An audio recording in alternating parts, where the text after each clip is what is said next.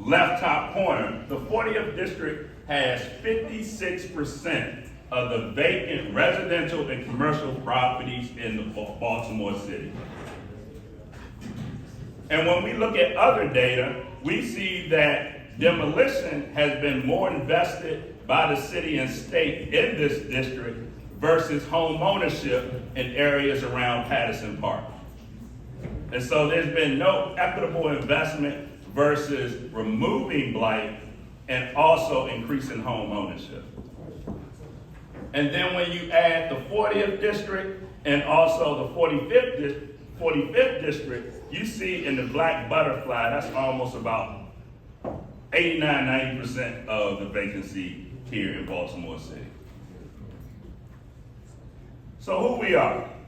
So the West North Avenue Development Authority was created to establish a comprehensive plan along the West North Avenue corridor. Our partners come from a variety of state and city agencies, as you see here on the slide. And we have now 4 focus areas: housing, transportation, economic development, and now green space. This is a makeup of our board. As I tell people, everybody in the state and the city that deals with housing, economic development, transportation is on this board. And if we can't get anything done with these folks on this board, we are never going to get anything done in West Baltimore. Absolutely. And this is the team. Most of them have joined this past October 18th, and I'll introduce them later. But this is the team that we currently have at the West North Avenue Development Authority. So the West North Avenue Development Authority primarily touches 16 neighborhoods along West North Avenue. As you see there, it goes from Reservoir Hill all the way to Rosemont and Fairmont, with neighbors in between of Mondawmin and Sandtown, Winchester.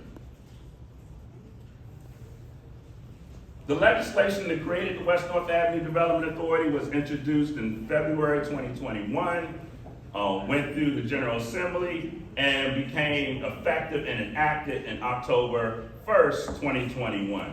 I started as the executive director of the authority as its first employee in March 2022.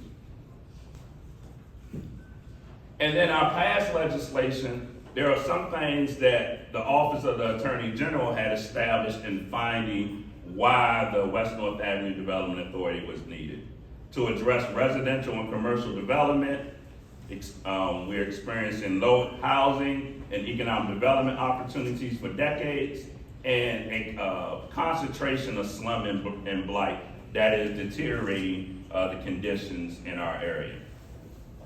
To address these, we want to focus on unemployment, increasing commerce, business and residents, and new industries, and also additional commerce.